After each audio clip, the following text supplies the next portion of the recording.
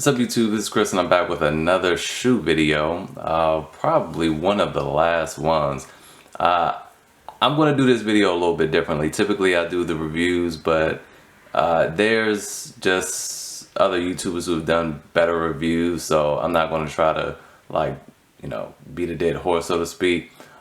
Chris over at Wear Testers or Kicks on Court, or I know him as Nightwing 1347 and 52 cents, but he has a really good video of just reviewing the whole shoe, the packaging and all that. But there was a couple of things I wanted to go over, especially for any parents or anybody that's interested in buying the shoe that wasn't covered in a lot of details. So with that said, let's get into it. So to me, me personally, this just looks like the Space Jam 11s with a few changes.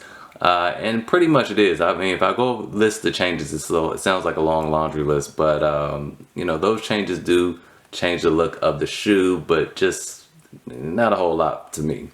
But I do want to start with the outsole. First of all, you have these gray inserts for the grip on the bottom. The outsole is very grippy itself. Of course, it stays that way until it oxidizes. But this right here is not white like it looks. It's actually a really, really light gray, which was a nice move because it matches the silver hits throughout the shoe. The carbon fiber is, it's kind of that 2012, 2013 gray and graphite, which I like a lot. Again, it complements the silver hits in the shoe. And then we have this black patent leather, and the upper here is among the softest that I've actually experienced since, I don't even know, since really the 7210s. Those are actually my favorite pair of 11s because of their comfort and just all that. They're very nice. But these, on the other hand, are also very soft. It's my opinion of my experience with big corporations and textiles. This is not leather. It's just a form of, rubber and a synthetic material, and same for the patent leather. And again, they're rocking that pour cut that they started in 2016, where they exposed the inner material and they've left the triangles just, pour finish. The older 11s, they finished them much better. This was dyed and finished, so it was, black, and there were no triangles, nice smooth cuts, but they've gone away from that. And moving on to the eyelets.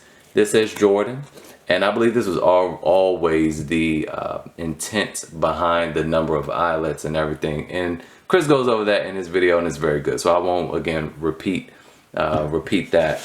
The tongue, very good attention to detail here. It's embossed, and that is really impressive. Actually, they spent some money on this on this bad boy. This is embossed, and then they have like a sticker of the Jumpman, along with some little micro stickers for Jumpman Jordan. I mean, it's really nice. The little stickers for Jumpman Jordan are glossy black. The Jumpman here is the same silver as the eyelets. And one thing about these eyelets and that Jumpman is that they're like a metallic silver too. So it's high quality stuff. This is made of rubber, as well as the Jordan going down the eyelets. They're made of rubber. Now, I am concerned that with prolonged use and wear, these will fall off. They're made of rubber, so that gives them a little extra durability, but I wouldn't be surprised to see these things fall off. Moving on to the back. This is my favorite part of the shoe. Just this makes this thing look just really, really clean. It looks premium. It screams anniversary. But I have some concerns with this too. As you can see, this is kind of imprinted or embossed into the heel. As you can see, it protrudes there and it protrudes there. Very premium. I like that, but I don't for me, I have so many shoes. If I did wear these, I probably wear them once a year. So mine will pretty much stay looking good for a long time, minus the soles, because I'm not getting no sole protectors for these because I don't plan on ever really wearing them. But for anyone else, I would highly recommend getting a sole protector to keep these things that nice light gray. But you know, this is glued on, and I really just don't know how long it lasts. Typically we see on the 11s the 23 gets stretched out, it gets crackled up, and that comes from, you know, sticking your finger in there and pulling this back, just sticking your foot in, and it stretches this all out. This will not stretch out, I don't think, because it's made of rubber. I just think it'll just start peeling on the side or something and then eventually fall off. Moving on, but it looks pretty though. Moving on to the Jumpman. This, I was trying to figure out whether this was metal or not because it's solid, it's hard, but it's not. It's also glued on. This may also fall off because it's, you know, obviously not stitched, but this is glued on as well. But it's hard plastic, and we know that because of this. You know, the way it sounds when you tap it, it's definitely plastic, but it's hard plastic, and to me it still works, still looks good. I think over time, you know, especially if you're a little rough with this will start to chip, and it's more than likely black under there. The final, not the final thing, but the other thing I want to go over is the insole, which the video I'll link to will go over that as well. Unfortunately, it's not showing up for me. What's going on? Let me loosen this up. I'm trying not to because I really don't want to put any wear and tear on those eyelets. But there's a silver Jumpman in there along with the silver 23, and I'm not going to remove the insole because I don't really want to. I might just sell these. And then of course the inner tag says quality basketball products inspired by the greatest player ever, and that's also in a shiny silver, which is impressive because they stitched that in there and it's still that shiny silver. The final thing I wanted to go over is, you know, it just, to me, there's a lot of corners cut, even like with the box itself is the same. It's nothing like the drawer systems we used to have. And, you know, no special shoe trees or anything. Just cardboard with some paper wrapped around it.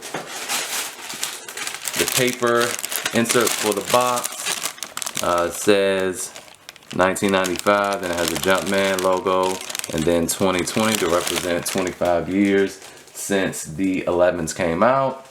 And you know, some other videos go over the box, the two folding system. Again, it's still cardboard though, and it doesn't have the mechanics of the drawer system and all of that.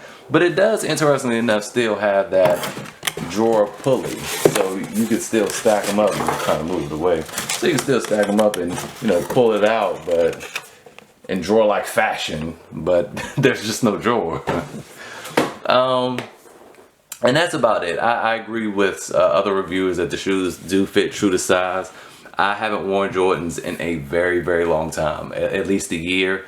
And, you know, I'm kind of more so just kind of a running shoe guy now at this point. Where dad shoes, I do have quite a few Yeezys. And honestly, I mean, frankly, just after wearing those so much, you know, putting these on your feet, yeah, not all that comfortable. They're just they're not all that comfortable. They're okay though. They're okay. This is definitely a I'm gonna see you at the family function type of shoe. I'm gonna see you at Christmas dinner where I'm sitting down. I'll walk in there. I drive over there and I'll walk to the house. I walk around a little bit. And we play some family games. I'm gonna take these bad boys off. You know, so that's pretty much what it is.